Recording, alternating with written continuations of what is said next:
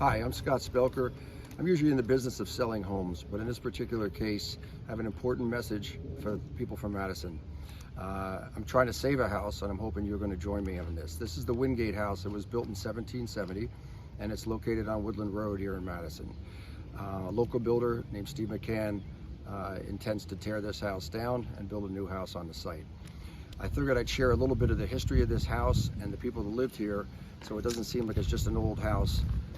I've sold many houses in Madison that are Revolutionary War period houses, some on the historic preservation, classified as historically significant, and other ones that were just 1700 homes that were actually renovated, and a fantastic job was done on it. So there are people that want to buy these homes and will preserve it, and the scary thing with this is it's not protected. It can get torn down. But the good news is, if somebody does buy it, they're not restricted on really what they can do to add on to it or to improve it. So what's the history of this house? Joseph Wingate built this house around 1770. During the Revolutionary War, Washington had his troops here in 1777 and 1780. So this house would have been here during the Revolutionary War.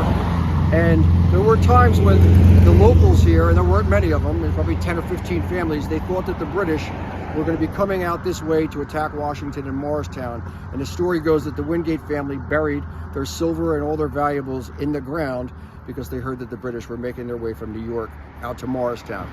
The other thing that's kind of neat about it, we're right here on Woodland Road.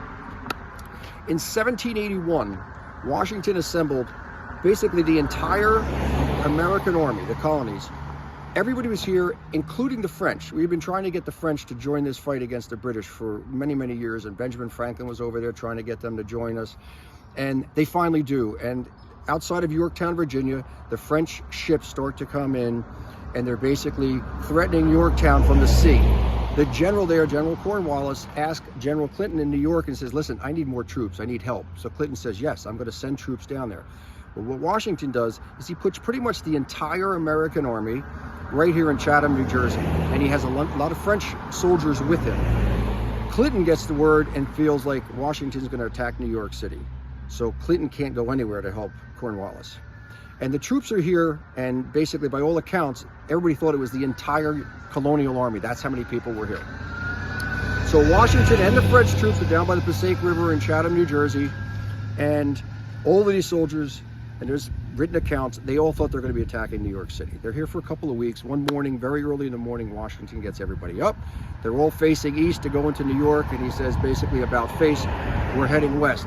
At this point, the soldiers have no idea. They're thinking maybe we're going up to Morristown, and they're going to walk up the Kings Highway, over Union Avenue, up Woodland Road, right past this very house, the Wingate House. And I'm talking about the entire colonial army. There's like 5,000 troops, and they're going to go down Garfield. They're going to go through New Vernon. There's a big rock there that commemorates the troops came through here.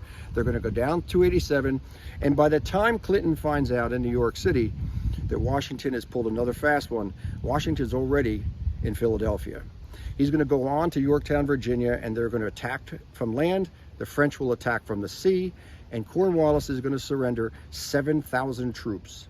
And that is going to end the Revolutionary War, which has been going on for 6 years. So the knockout punch for the Revolutionary War and for us to gain our independence is launched from Chatham, New Jersey, a couple miles from here, and it came right past this house. And this house has been around for, 253 years, and it's about to get bulldozed. We need your help to reach out to town council, to the mayor, historical society, maybe even personally to Steve McCann. He builds fine homes. We just hope he doesn't build one here. Thanks very much for listening, and by all means, spread the word. Thanks.